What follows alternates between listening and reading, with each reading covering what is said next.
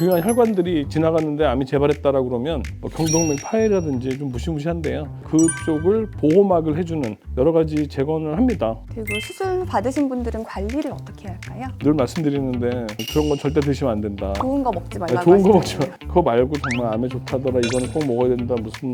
무슨 풀을 달여서 먹어야 된다 하는 것들은 절대로 하시면 안 되고요. 안녕하십니까. 지난 시간에 이어서 이번 시간에는 두경부암의 수술에 대해서 자세히 알아보겠습니다. 두경부암 수술은 어떤 케이스에서 하게 되나요? 두경부암 수술은 수술적 접근이 편한 원발 부위에 따라서 많이 합니다. 예를 들어서 구강암이라든지 구인도암이라든지 그런 암에 주로 많이 하고요. 후두암 같은 경우도 초기에는 후두 미세 수술이라고 하는데 기구를 입안에 위치시키고 현미경을 보면서 수술하는 경우가 있어서 후두암도 처음 치료로 수술을 선택하는 경우도 있습니다. 하지만 후두암 같은 경우에 진행이 많이 되면 성대를 목소리를 잃게 된다 라고 하는 경우는 항암 방사선을 선택해서 음성을 보존하려는 시도를 먼저 해보고 재발한 경우에 수술로 하게 되고요. 비인도암이라고 하는 암은 대개는 수술적 접근이 어렵기 때문에 방사선 치료나 항암 방사선 치료를 먼저 선택하는 경우가 많습니다. 입안이 너무 작은데 수술을 어떻게 하는지 궁금합니다. 입은 생각보다 굉장히 크고요. 근데 중요한 거는 이제 얼마나 노출될 수 있느냐가 제일 중요합니다. 그래서 모든 암 수술의 원칙은 병을 완전 제거하는 게 제일 중요하잖아요. 넓은 시야를 확보한 상태에서 병변 주변의 안전역이라고 하는 정상 부분을 같이 제거하기 전에는 병만 제거했다가는 아무래도 수술을 힘들게 하셨지만 또 다시 추가 치료를 해야 되는 경우가 생기기 때문에 예를 들어서 환자분이 개구장애가 있어서 입이 벌러지는데 한계가 있어서 입안을 전체를 볼 수가 없다라고 한 경우는 뭐 다른 치료를 선택하든지 아니면 좀 더 넓은 시야를 얻기 위해서 입술이라든지 인중 쪽을 절개해서 심한 경우는 하악을 분리시켜서 수술한 다음에 다시 하악을 붙여주는 경우도 드문 경우는 있습니다. 그래서 모든 두경부 수술은 노출을 충분히 할 수 있는 방법으로 수술을 합니다. 요즘에 로봇 수술도 많이 한다고 들었는데 어떤 장점이 있을까요? 벌써 한 20년 이상 된 것 같은데 처음에 이제 외과 의사가 되겠다고 시작할 때 그 루페라고 해요. 루비라고도 하고 루페라고 하는데 맞습니다. 예. 그거를 쓰는 게 너무 멋있어서 그걸 쓰고 했었는데 수술 안경을 낀 경우는 2.5배에서 많으면 4배까지 확대가 되고요. 로봇 같은 경우는 10배 확대된 시야에서 3차원적으로 볼 수 있어서 아무래도 확대된 시야에서 본다는 게 첫 번째.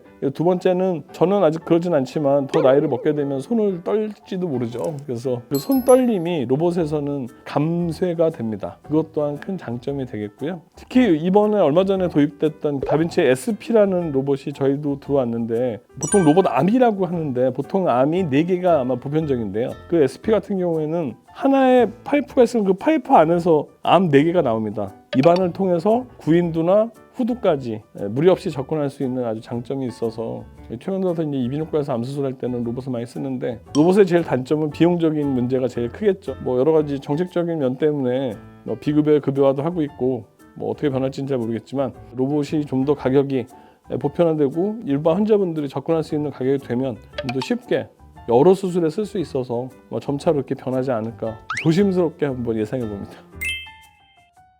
그리고 저희가 사전 미팅을 할 때 두경부암에서 다학제 통합진료가 되게 중요하다고 말씀하셨거든요. 네네. 다학제 통합진료가 뭔가요? 암 환자분들을 보면 암 환자분들은 일단 불안해하시고 내가 죽을 건지에 대한 공포감이 굉장히 많으세요. 근데 이거를 체계적으로 환자분들, 보호자분들한테 설명드릴 수 있는 기회가 별로 없었고 다들 바쁘시기 때문에 환자분만 얘기 듣고 배우자분들만 오셔서 겨우 저희가 막 수술 서둘러서 수술하고 결과 안 좋으면 돌아가시고 하는 것들이 계속 되어 왔는데 이제 그런 것들을 해결하기 위해서 치료 전까지의 모든 과정을 설명을 드리고 그다음에 의료진에서는 어떤 치료를 권유한다는 거를 말씀드린 상태에서 불안해하시는 환자분과 가족분들한테 궁금하신 것들을 묻고 해당 파트 교수님들 답변을 드려서 그 환자만을 위한 치료가 들어갈 수 있도록 저희가 회의를 해서 하는 것들을 다학제라고 하고요. 그래서 환자분이 제일 적절한 치료가 어떤 것이며 지금까지 내가 검사가 어떻기 때문에 이런 치료를 받게 된다. 내가 이런 치료를 받았을 때는 어떤 일이 벌어질 수 있다라는 부작용까지 다 설명을 드릴 수 있는 거를